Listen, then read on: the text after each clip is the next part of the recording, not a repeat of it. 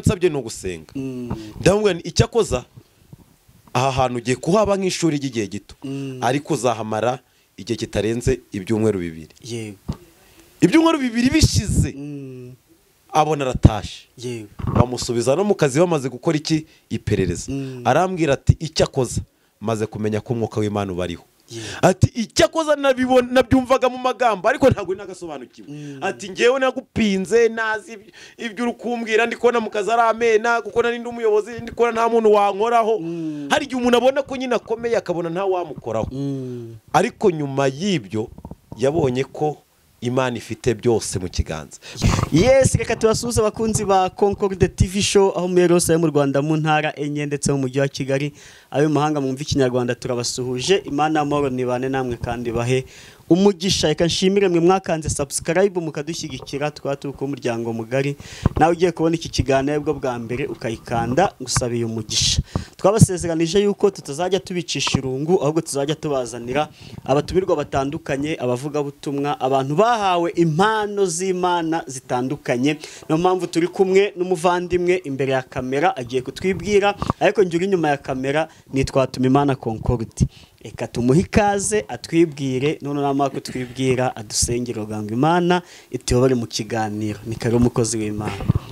Murakoze twakira amazina yanjye nitwa Manishimwe Joel ndi umugabo ndubatse tumudamu n'abana 2 yego tuneshejwe n'Imana no kubana namwe rero ubwo mudutumiye kandi tukaba tubonetse mu gihe kirekire tumaze tutabonana yego inshuti rero twifuje kubana namwe uyu munsi murakoze yego kudusengera ngo Imana ize kutuyobora. murakoze Mana tugushimiye kugira neza kwawe tugushimiye imbabazi zawe turagutumiye muri aka kanya ngo uzutaramane natwe uzubane natwe kandi reka umwuka wawe wera atemberere muri twe udukoreshe icyo ushaka ko udukoresha kandi utugire ibikoresho byawe bishimwa nawe. Uyu mwanya turagutumiye ngo Kristo ugere mu mitima yacu ugere ku mitima ya buri muntu wese cyane cyane ngewe ugiye kuba igikoresho cyawe.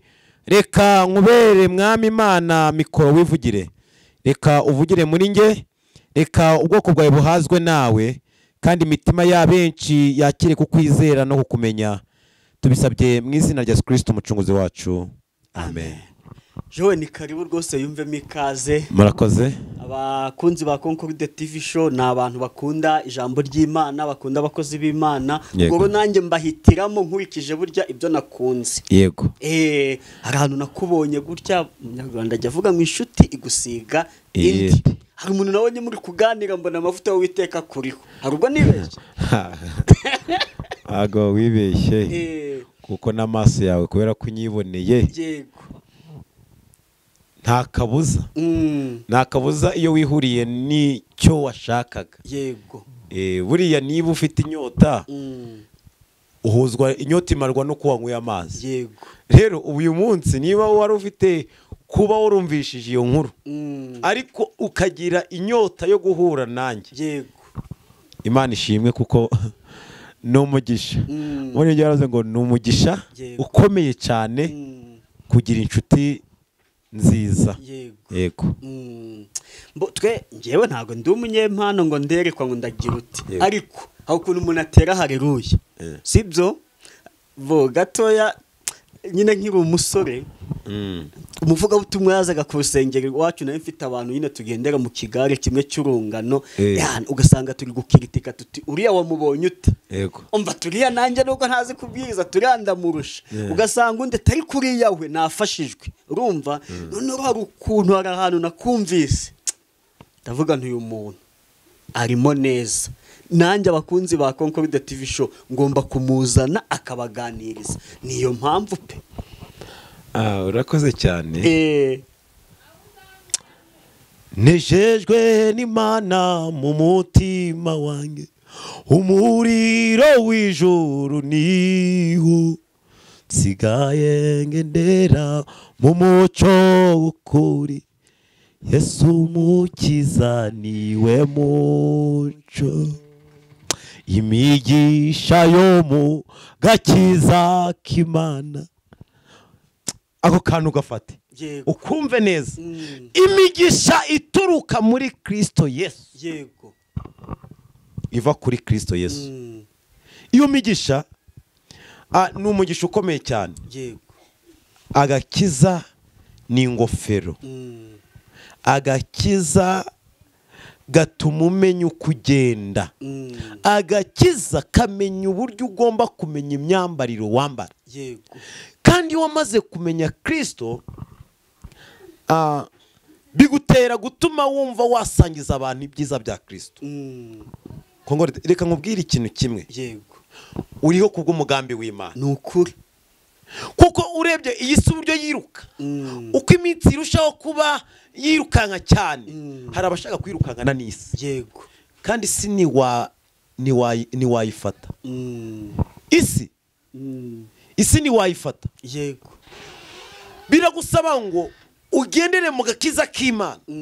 Kandi iyo migisha muri ibyo yaravuze ngo bariyo migisha nonaha iyi Imana yakugeneye, uyibare ntusige n'umwe, erega ni myinshi yo gutangaza. Uje ubara imigisha Yesu ajya guha umunsi ku wundi. Hari umunsi umwe nigeze kubyuka, igikanu cyakebanye, hita ntekereza ngo mbese kuki naryamye igikanu ari kizima, iki gikanu byagenze bite? Igikanu ndwana naco. Mbajije madamu arambwira ngo igikanu ngo buriya nakiryamiye, nakiroteyemo. Ariko hita ntekereza ko ari imigisha igeretse ku yindi. Icya mbere, icyatumye iryo josi rikebana naryamye ryari rizima, kuki Imana itari ifite uburenganzira bwo kurikebanya bikarangirira rimwe? Ibishatse wagendera ko. Hejuru ngo bariyo migisha Imana iguha, uyibare ntusige n'umwe. Kuko imigisha Imana iduha ntabwo iduha kubera ko twakoze neza, nta nubwo iduha imigisha kubera ko turi beza, nta nubwo iduha imigisha kuko turi abakiranutse. Aka kantu kumve neza. Yego. Imana ntabwo iduha imigisha kubera ko dukijijwe, kuko ivubira imvura babi n'abeza. Ako kantu ukongeremo. Ivubira imvura ababi n'abeza. Umugisha wagera kwa Joel yawugeza no kuri Maraya. Yego. Kandi iyi Maraya imaze kubona umugisha ishobora gukizwa. Yego. Rero uyu mugisha Imana itanga, nawe yawuguha. Ni ukuri. Imana ntabwo ireba ngo navukiye kwa koroneri ngo none ngo njewe ngo niwe mfite umugisha. Oya. None se nabana tuzi bavukiye aho dukunda kwita ngo ni mu gikoma cyavoka. Hari umuntu ejo wende wigeze kunyitegereza bati ko jowe kusa nk'uwavukiye mu gikoma cyavoka. Ndamubwiranisha agahinda ka buri muntu wese kamenywa na nyirako. Kuko njyewe niba nararyamye ku ntarure, intarure yize ndayizi, igitanda cy'intarure ndi mukuru. Ajya kiba kimeze ute? Mfasha ni kwa kundi bashingaga ibiti, urumva ugasanga none harawasangaga hejuru abana baharyama, hasi harari ihene. Ako kantu rero niba waravuye muri ayo mateka, Imana ikagukura aho hantu. Twebwe hari igihe waryama kuri ntarure ugasanga igiti bagisosoyemo, aho uryama kubera ko bakumenye kurara hagati, ugasanga icyayi bagicanye. Noneho reka kugira umwaka urindi mukemo hasi ikirago, noneho umere nk'uryamye mu mwobo, abandi baryamye hejuru. Abana bo batanagira ngo hari matera bagiro ni ibishogoshogo, noneho ugatebera munsi mu kirago, noneho ukumva ibiti biri kugukandiramo hagati. Ibiti bibiri babisosoyemo. Jowe kakwereka akantu tugiye gukora. Akenshi twakiye umuntu ari bwo bwa mbere, tutajya aho Imana yadukuye cyane ugasanga kuko ubuhamya bwawe nzi ko umunsi umwe butarangiye. Ntabwo bwarangiye. Turavuga tuvunagura. Ahubwo twakiriye umuntu bwa mbere, kuko hano hanyura abanyempano zitandukanye. Tumubaza impano afite, tukareba izishoboka twakoresha mu kiganiro n'izo tuzakoresha mu gitaha, noneho bigatuma na wa muntu uri kure. N'urugero ushobora kuba uri umuririmbyi, hari umuntu wo gutegura launch, akazakubona ahangaha akaguhamagara akagutumira gutyo. Ubwo tuvuga ngo tubwire impano Imana yaguhaye. Nje mu mpano nisanzemo cyane niyivuga butumwa. Yego. ariko iyo mpano y'ivugabutumwa iyo ngiriwe umugisha umwuka w'Imana aransanga kama wenda nka message y'ubutumwa bw'umuntu cyangwa se bw'iteraniro ndimo cyangwa bigaterwa n'amakuru Imana impaye ariko ubutumwa bw'ibanze ni ivugabutumwa. Yego izo mpano turazikoresha ukuntu turazikoresha ivugabutumwa n'undi ntiwavana utabwirije sibyo. noneho iyo uko kuntu Imana nyine igikuha ubutumwa ukabubwira abantu nayo turayivugaho uko yatangiye. Watangiye kwerekwa ryari? Njyewe natangiye kwinjira muri iyo mpano umwuka w'Imana nsanga ngira ngo ndasatira harasigira nk'imyaka hafi 18. Yego iyo myaka 18 ni muri 2007 muri za 2007. Impamvu sese uyu muntu turi kumwe hano inyuma ni yafite iyo myaka ni yafite kandi nawe iyo mpano arayifite nawe turaza kuganira mukanya. ubwo urumva watangiye kugira iyo mpano aribwo ari kuvuka. kuko iyo myaka uko njyewe nagendanaga n'ababyeyi abwiriza mbese ubwo muze yagiye mu zabukuru impano yari iri muri we yivuga butumwa itsigaraho. ubwo muri make nivuga butumwa ngenderaho cyangwa se n'agakiza nambaye cyangwa ingofero nambaye nyambitswe nuko nakuriye mu biganza by'umutambyi cyangwa se nkakurira mu biganza bye nkamwumvira ngaca bugufi. kandi iyo mpano we yarafite impano yo kubwiriza no kuyobora ariko nge nkagira impano ikaza hazamo impano yindi y'ubuhanuzi ikazamo. ubwo rero we tapeye niyange byaje kuzamo itandukaniro. ugiye guhita umbwira utubazo tubiri ngiye kukubaza.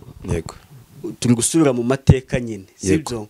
ubuhanuzi wigeze uhanurira abantu bakagupinga ariko nyuma bukaza gusohora bakemera bati ni Imana pe igukoresha ni ryari niba wibuka aho hashize?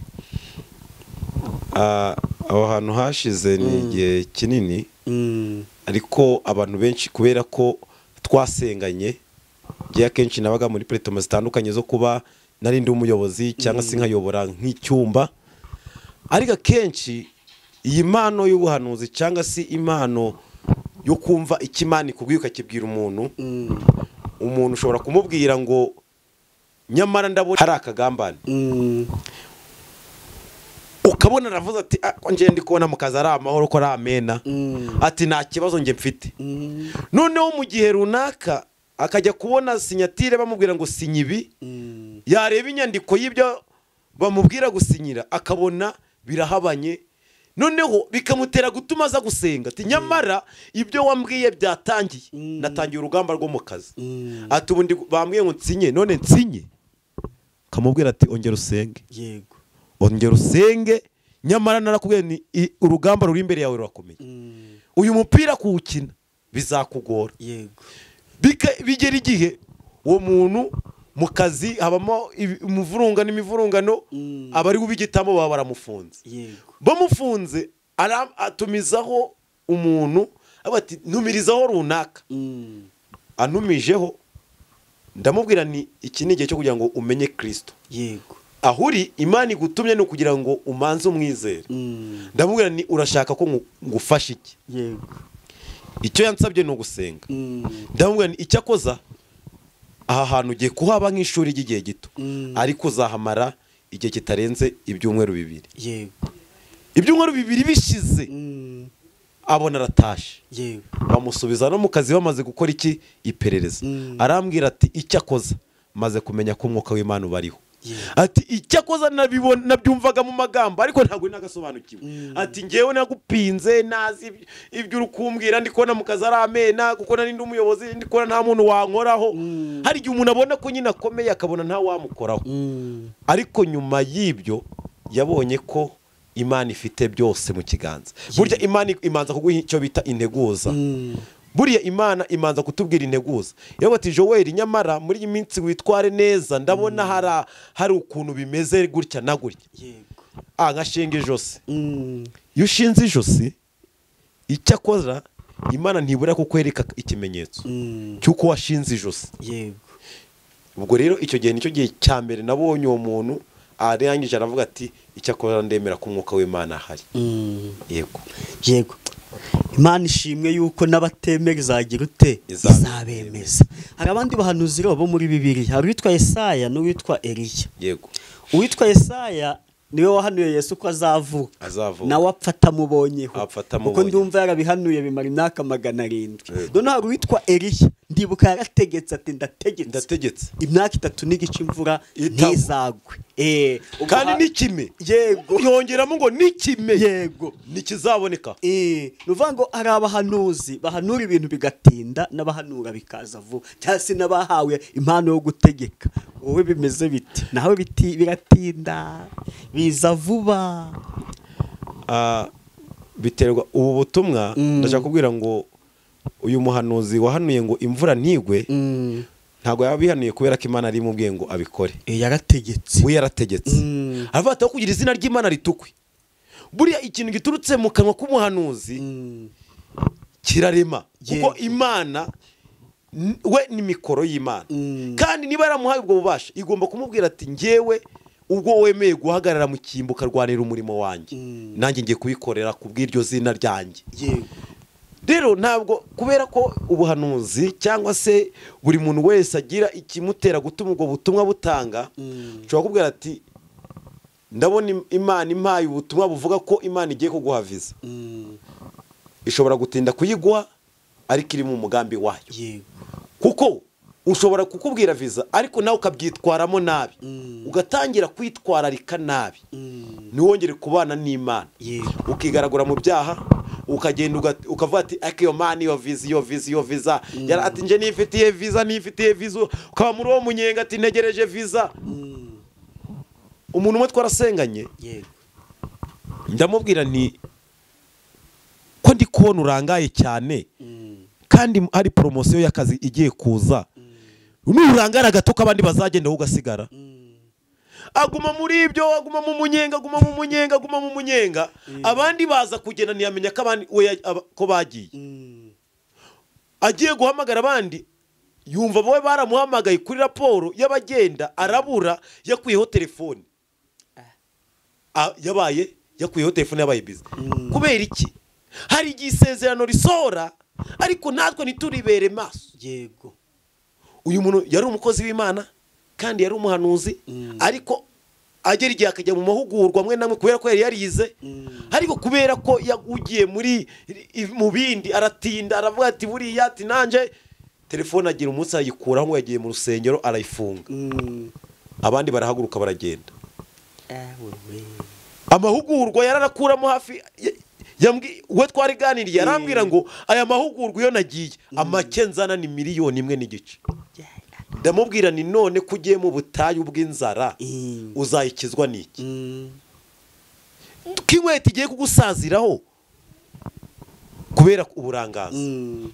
Icyo rero ntago azavuga ngo ubuhanuzi ntago yabwumvishe cyangwa imbuzi y'Imana ntiyayumvishe kandi hari ibyo nako tugomba kubera amaso. Yego urumva ko rero ubuhanuzi bushobora gutinda cyangwa se bugasohora vuba. Yego bitewe n'uburyo nawe imbuto wayibagariye. Kuko iyi mbuto y'ubuhanuzi cyangwa se impano y'umwuka niba Imana igusutse umwuka w'Imana ikakubwira ati ngiyewe Joel ndashaka kubwira ngo muri uyu mwaka nzaguhama inzu. Ngaje ikifuzo mfite n'ugusengera inzu ndashaka gutuza umuryango wanjye nkavuga ni mfite gakondo. None bizacaye biransaba gukora kandi noneho mu mafaranga mfite nkamenya kwizigama kandi bikansaba kugira ngo noneho nihagira uvuga ngo ndagutera imbaraga ese ndagusanga niki? Ufite amabati 10 ufite amabati 50 nanjye ndakuzamurira amabati uyishirireho. Bivuga ngo icyo numvisemo niba numvise neza nuko ugusohora kw'amasezerano by'abava cyangwa kera uwabihanura agomba kubigiramo iki uruhare uko biragusaba kuba maso. None se niba Imana ikubwiye ngo nzaguha imodoka ntugende gushaka perime izayigwa sino uzashaka umushoferi yabwiye katuvuge nibikubwiye ngo izaguha perime ntuje kwiga ku kibuga uzibwira ko iyo perime izahanuka wapi ngewe yambwiye perime umunsi wa mbere njya gukorera provisoire yego umunsi wa kabiri nkora provisoire kandi inshuro yanyandikiye nzayikorera na n'ubu ndacyahatana none biracyari muri nge ngomba guhatana paka kuko ni cyiza cy'amasezerano niyo mpamvu nkunda kwiganira n'abahanuzi n'umuntu ufite nzayimana irakurinda ukora inshuro 5 ugatsindwa ukavuga uti ntabwo imana yambwiye inshuro nzayibona nkoze ariko yambwiye yuko izagira ute izayima kuko mfite grand frère yakoreye provisoire inshuro 9 ku nshuro ya 10 niho yayizanye nanjye permis definitif nayikoreye ku nshuro 8 noneho iyo permis yindi yo yayikoreye ayikorera inshuro manza ari 12 inshuro 12 nizo yakoze mu perimi inkweto zanje yarazimaze ibintu byose yarabyikubiye ngo yewe nta kuntu atari yaragize yageze n'igihe n'amasogisi akajara yagurisha ati yewe muragura kubera ko yarari mu isezerano rivuga ngo nza guha perimi uyu munsi nta modoka ntago perime ye nigibura akazi kabisa perime ye nigibura iki kuko yavuzwe n'Imana kandi akimara kubona perime ye sabona akazi na n'uyu munsi iyo avuze nk'akazi ndagahaze nshaka kandi nshaka guhindura imodoka runaka nshaka guhindura kampani yingiye arakabona aradepoza akabona aho Joel sibyo hari abo dufata nk'icyitegereza Abisirayeli Imana yabwiye ngo ibakuye muri Egiputa ibajyanye Kanani ntabwo yababwiye ibyo bazahurira nabyo mu butayu Imana iko nose yakubwira ibyo uzahuriramo nabyo ukaba ukigiye wapi uzi ko yabwiye Mose ngo Mose genda Mose yabwiye ati niba tutari bugendane umbwire nigumira icyo ni icyambere kuko Mose yari afite kwizera ariko akeneye kumenya ngo niba Kristo bazagendana niba umbwiye ngo tugiya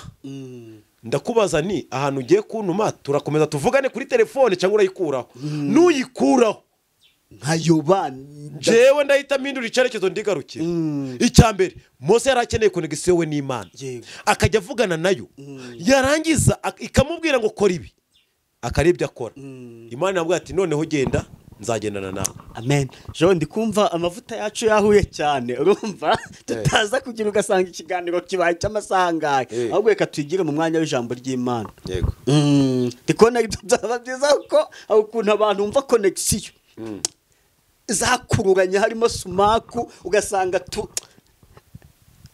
tubuze kumva kagazimana ikiganiro kikamara isaha tutarajya no mwanya w'ijambo ry'Imana akantu kamwe kahoze tuvuga karimo kankunda cyane n'umugisha ukomeye kumwe na Yesu kumenywa na Yesu n'umugisha cyane kumenywa n'Imana n'ukuri buri iyo menywe n'Imana biruta kumenywa na bene nyoko na bene sko yego Yosefu yaragurishijwe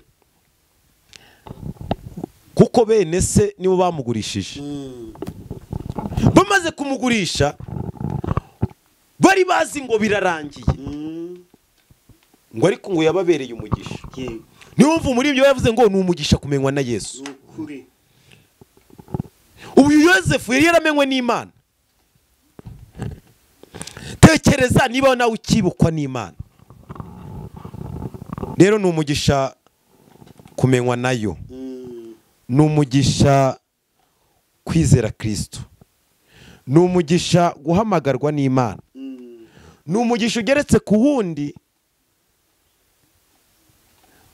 kuko kumenywa n'Imana bigutera kuganira nayo aho uri hose bigatuma uba connected uba connection yawe n'Imana yego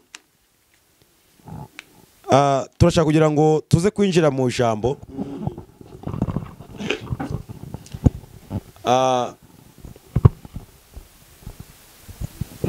Zaburi ya 91 ndebera Zaburi ya 91 yego Zaburi ya 91 ndashaka kugira ngo abariyo tuvugaho nuyigeraho uze kumbwira nanjye nibyo ndimo. Yego nayigezeho. Zaburi ya 91 ivuga ngo iki? Uba mu rwihisho rw'isumba byose, uba mu bwihisho bw'isumba byose azahama mu gicucu cy'ishobora byose. Ndabwira Uwiteka nti uri ubuhungiro bwanjye. Ni ukuri. N'igihome kinkingira. Uri igihome kinkingira. Ijambo rikavuga ngo iki? Imana yanjye niringiye. Imana yanjye niringiye. Kuko ari we uzagukiza ikigoyi cy'umugoyi na mugiga irimbura. Amen. Amen. Imana ishimwe. Amen. Uba mu bwihisho bw'isumba byose azahama mu gicucu cy'ishobora byose. Ngo ndabwira Uwiteka nti uri ubuhungiro bwanjye. Ngazagukiza. Azagukiza akaga, azagukiza amakuba, azagukiza ubwo burwayi, azagukiza mu byo uzanyuramo. Iri jambo riratubwiye ngo nzagukiza. Uba mu bwihisho bw'isumba byose ngazahama mu gicucu cy'ishobora byose. Ni ukuri. Ngo ndabwira Uwiteka ni uri ubuhungiro bwanjye. Ese urahamya ko uri mu buhungiro bw'Imana? Urahamya neza ko uri mu mbabazi z'Imana? Ese uracigenzura ugasanga ukiri mu buntu bw'Imana? Cyangwa wavuye mu ihema? Niba ukiri mu ihema uri umunyamahirwe. Ni ukuri. Uri umunyamugisha. Ibitero bya nijoro ntaco bizagutwara. Ni ukuri. Na mugiga irimbura ngo ntago izagukoraho. Indwara z'ibyorezo muri covid, ndeka tugaruke kuri covid. Muri covid twanyuze mu bihe bikomeye, ariko abamwizeye ntago twigeze dukorwa n'isoni. Ni ukuri.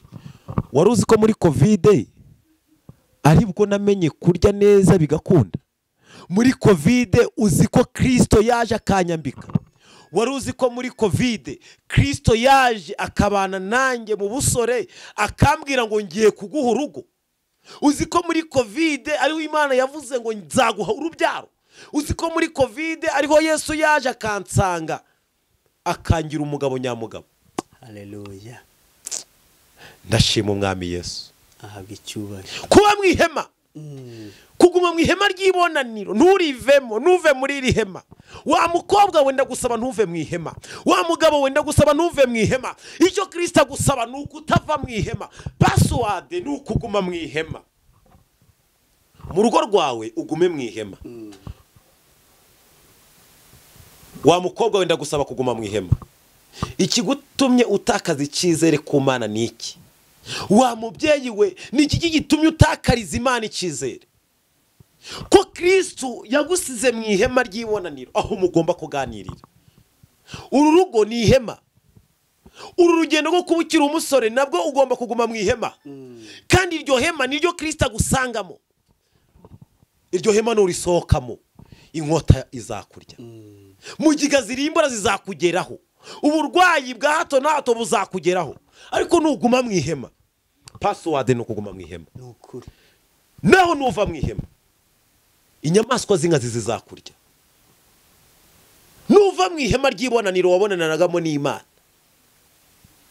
isi zakota. Abantu bazakwitegereza babone warabaye warakushutse. Ariko nuguma mu ihema uzisiga amavuta azagufata, uzarya bikunde nubwo bigoranye, ariko uri mu ihema. Kuguma mu ihema ry'ibonaniro. Ndifuriza abantu kuguma mu ihema. Ndifuriza abantu kubana n'Imana. Ndifuriza abantu guhozwa n'Imana bakamenyana nayo, bakagenda usabane nayo. Dusomera igice kindi gikurikiyeho cy'ijambo kugira ngo twumve ngo iri hema Kristo ashaka ko tugumamo ni ihema ki? Ese uracari mu bwihisho bw'isumba byose cyangwa wavuye mu ihema? Wa mukobwa we wavuye mu ihema? Oya, abasore urabona uri kumva guhora muri geto, guhora mu byaha, kumva wakoga ibyaha. Wari umuririmbyi, mbese biguhesha ishema? Oya. Azakubundikiza moya ye. Azakubundikiza moya ye. Kandi uzajya uhungira munsi y'amababa ye. Kandi uzajya uhungira munsi y'amababa ye. Umurava. umurava we ni ingabo kigukingira. Amen. Igiteye ubwoba cyane nijoro ntizagutinyisha. Dore hari ibiteye ubwoba bya nijoro cyangwa umwambi ugenda ku manywa. Haleluya. Adafashijwe. Amen. Hari imyambi hari imyambi y'amagambo, hari imyambi uko bavuga ko wabuze urubyaro, hari imyambi ivuga ko ntacu uzimarira, hari imyambi ivuga ko ntacu umaze muri sosiyete, hari imyambi myinshi baguteye ngo ubusore butinzemo igihe kirekire, hari imyambi abantu baguteye ivuga ko ntacu umaze. Ariko mva nkubwire ngo n'ibitero bya nijoro ntaco bizagutwara.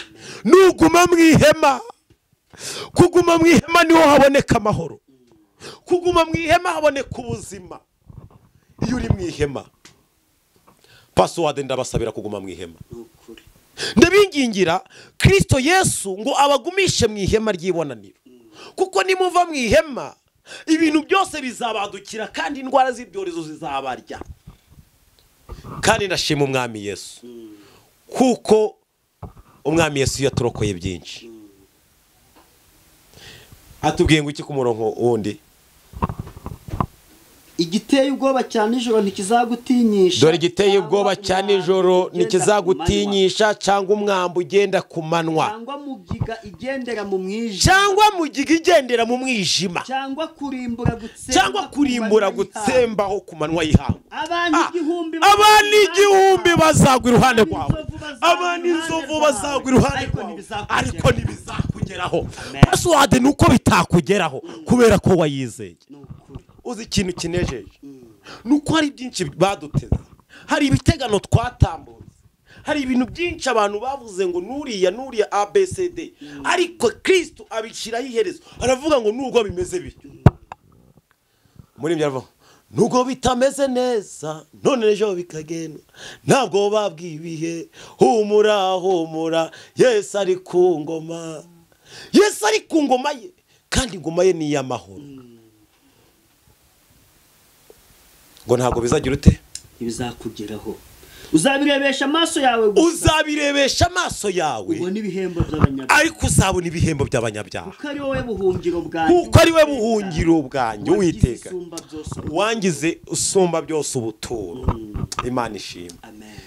Ndagusaba ngo iri jambo tugiye kurisengeramo. Ndumva mfite inyota, ndumva mfite inzara n'inyota yo kukubwira ngo ube mu bwihisho bw'isumba byose. Kuko nuva mu ihema, ibyago n'amakuba bizakwirundiraho.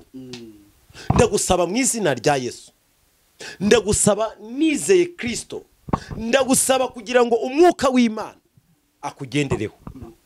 Umwuka w'Imana ature ku byo ukeneye ko aturamo.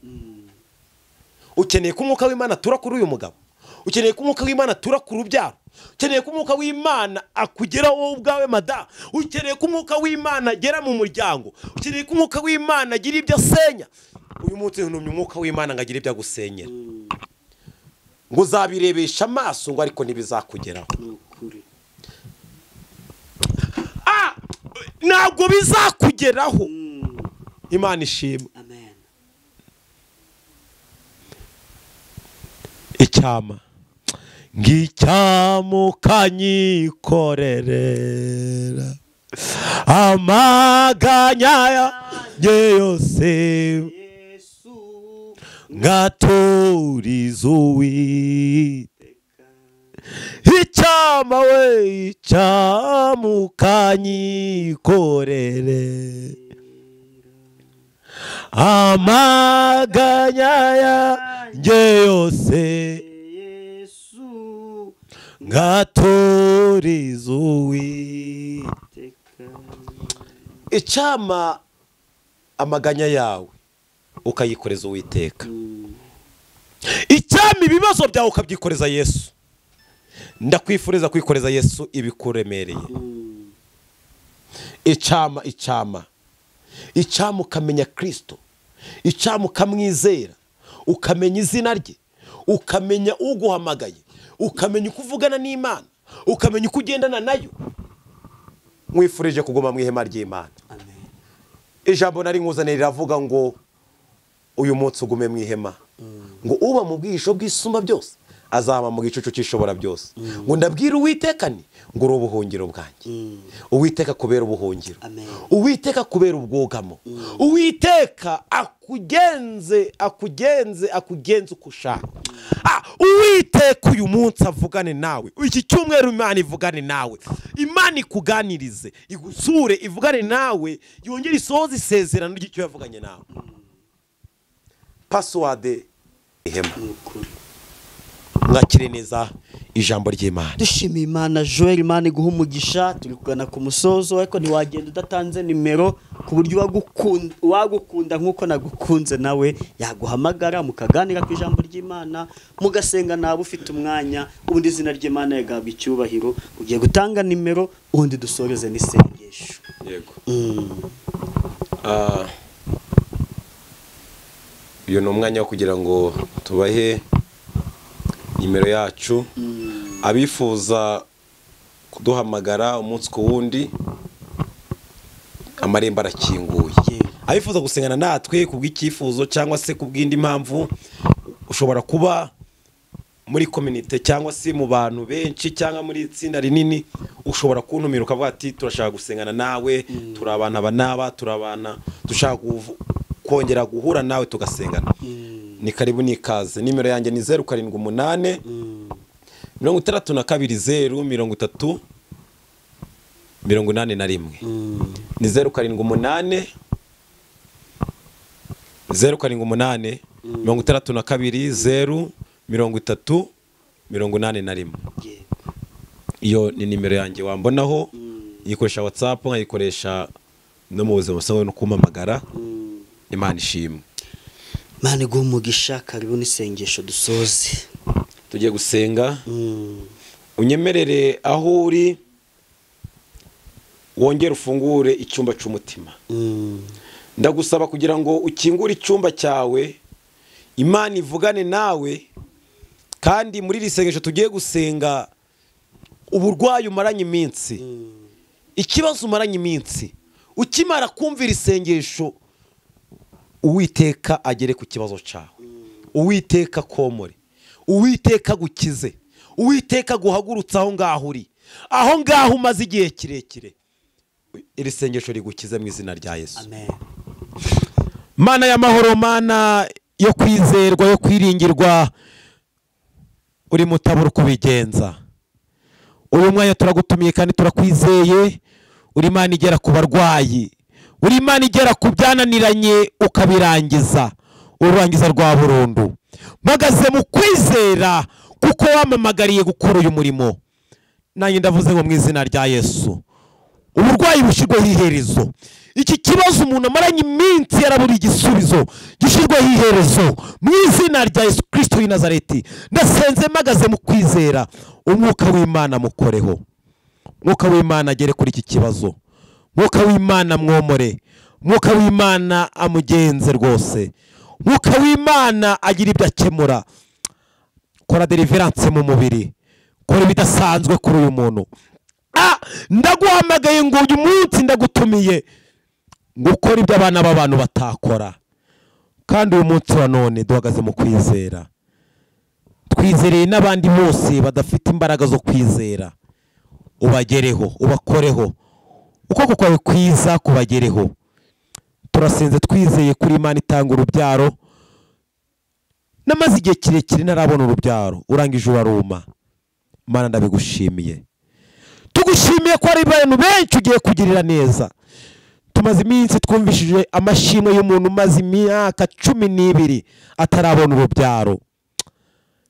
Aza gushima, aravuga ngo mwami, ndagushimira ko mu myaka nari maze wangiriye neza ukama umwana. N'aba benshi baguhanze amaso baragutegereje.